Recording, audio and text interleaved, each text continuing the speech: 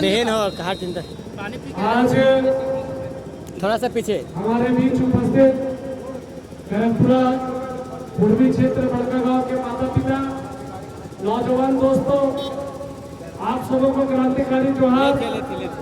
जय संविधान, जय भीम, जय झारखंड।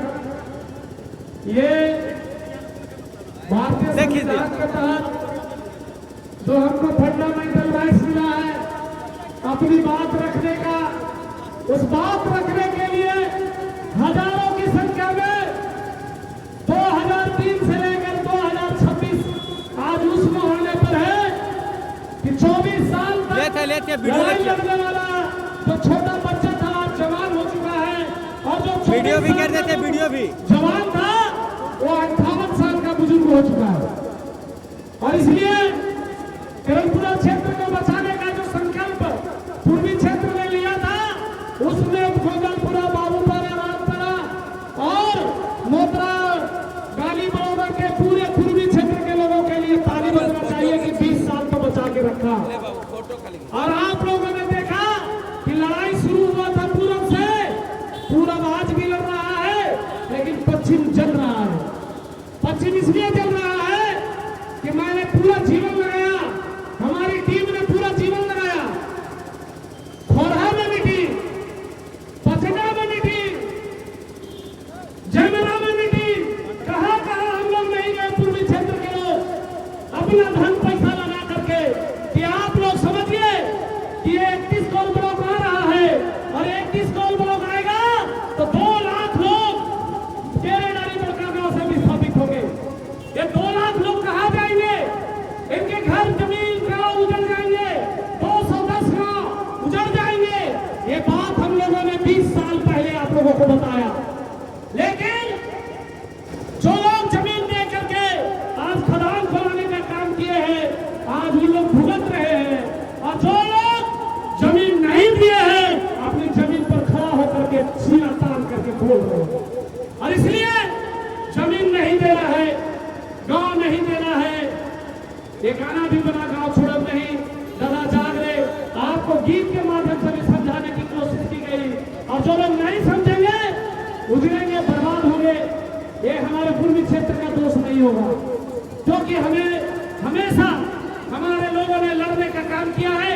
और आज भी माननीय डीसी साहब से कहना है कि 2003 में जो आवंटन एमटा को हुआ है, जसवाल निको को हुआ है, 20 साल हो गया खदान नहीं खुला है।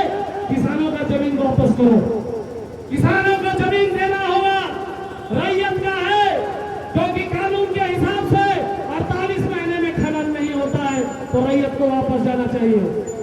अगर वापस नहीं जाएगा, नहीं दोगे, तो याद रखना बाबा साहब ने कहा था कि जो संविधान के खिलाफ अगर आप काम करेंगे तो एक दिन जनता एक तरफ हथियार उठा के लड़ रहा है, और एक जनता है जो विचार से लड़ रहा है, संविधान के माध्यम से लड़ रहा है।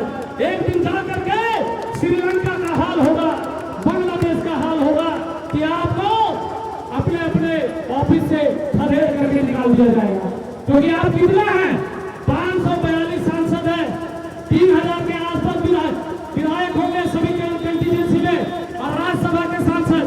आप पूरे देश को खरीदने का काम नहीं कर सकते। जल जंगल जमीन खरीद, ये कोयला, अभी अगर ईरान से एलपीजी गैस नहीं मिलेगा, चूल्हा काशी से जलाएंगे। कोयला खाने के लिए भी चाहिए।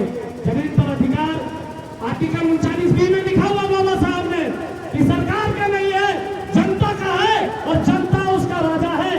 इसलिए अडानी राजा नहीं है, एनटीपीसी राजा नहीं है, और जेएसडब्ल्यू राजा नहीं है, और कंपनियां राजा नहीं है, राजा जनता है, किसान है। और किसान अपने हिसाब से तय करेगा कौन सा खनिज निकलेगा कि नहीं निकलेगा।